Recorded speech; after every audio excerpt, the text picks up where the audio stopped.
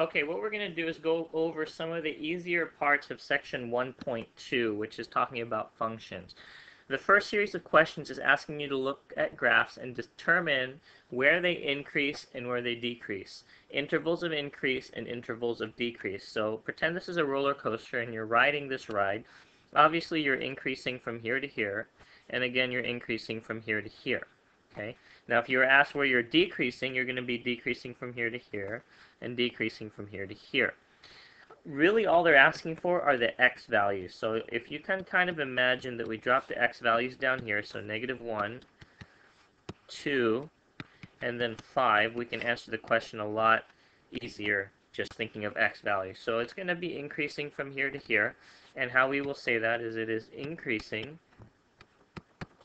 from -infinity to -1. Keep in mind you cannot include infinity. So it has to be open. And in terms of being open or closed, we're just going to stay with open because it really doesn't matter whether it's open or closed here. Okay, it is also increasing from here to here. So from 2 to 5, again, we'll just leave it open. Mathematicians disagree, but for our class, we'll leave it open. It's decreasing from here to here. So if you were to answer where is this decreasing, okay, similarly, it would be decreasing from -1 to 2, open, and from 5 and on. So 5 to infinity, open. Okay. Let's look at the next problem, which is similar graph. Again, it's asking for intervals of increase and decrease. So what we might want to do is look at kind of some of these key points where the function turns. In calculus, you're going to call these critical numbers. So it looks like 1, 3, and then from all the way up there, 5. These are our critical numbers, or points where the function might turn. If it's asking for increase, the function is going uphill from here to here, so I would kind of color in this interval. But it continues to go uphill from here to here. So you can actually say that this function is increasing all the way from 1 to 5. Okay, if we want to answer where it's decreasing, well, it's decreasing from here to here. Okay, so this region, it's decreasing.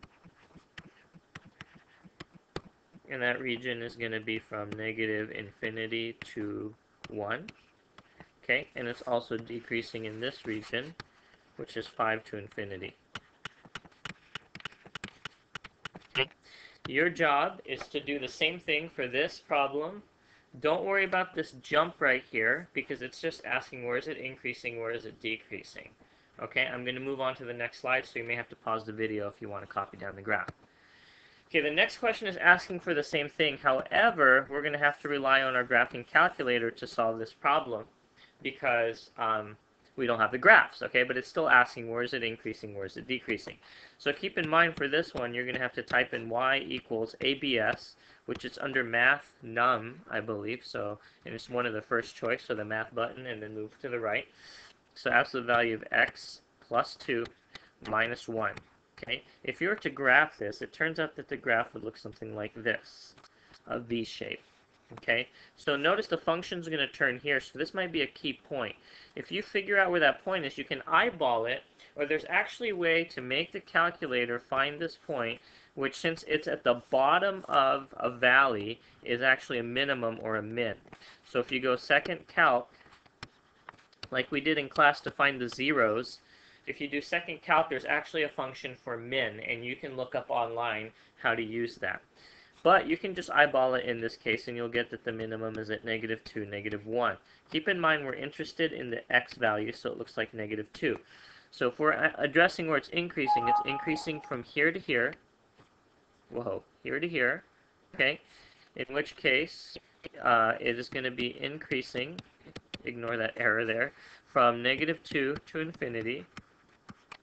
Okay, and then where is it decreasing? It's decreasing from here to here, which is decreasing from -infinity to -2. Okay, so very simple problem. Again, these are both open. Okay, next problem, we're going to approach it the same way. So you're going to have to graph this on the graphing calculator. I'm assuming you can do that. Okay, so if we graph this on the graphing calculator, it turns out, I'm going to kind of exaggerate what this might look like. Turns out it looks something like this, roughly. So it's going to be very hard to approximate this point where it turns and this point just by eyeballing it. And we don't really care at this point about these x-intercepts or the zeros. I'm after this spot because this is where you go from increasing to decreasing, and this spot because this is where you go from decreasing to increasing. Notice this is at the top of a hill, so it's actually going to be a maximum, and this is at the bottom of a valley, so it's going to be a minimum. So you can use second calc and find the maximum and the minimum of these functions. If you do so correctly, you'll get the following values. Okay, so you'll get that the maximum occurs at an x-coordinate of negative 0.549. Again, I'm only interested in the x-coordinate. And that the minimum occurs at an x-coordinate of 1.215, about. It might not be exact, but that should be close enough. Again, I'm asking where it's increasing. So notice the function is increasing or going uphill all the way up to that point. And then from here all the way up to that, to infinity. So again, if I was to answer the question, this function is increasing from negative infinity to negative 0.549, and also from 1.215 all the way to positive infinity. So you might be wondering, well, how do we write these? Is there a different way to write it? Because it's this and this. Some textbooks and ours also, maybe you'll see that union, which you should have seen in some algebra classes. The next question is, where is it decreasing? Where it's decreasing from there to there, or this interval. So simply said, it is decreasing from negative 0.549 to 1.215. Okay, open, open. Your job for homework, in addition to that graph, is to find the minimum and max, or sorry, the intervals of increase and decrease for these two functions. This one is going to be a little bit strange because you're actually going to see a spot where it's constant. So you can also tell me what intervals is it increasing, what intervals is it decreasing, and what intervals is it constant. The calculator is going to have a tough time finding the maximum and minimum, so what you should probably do with this function is just eyeball where these spots occur. Okay, and that is due along with your homework.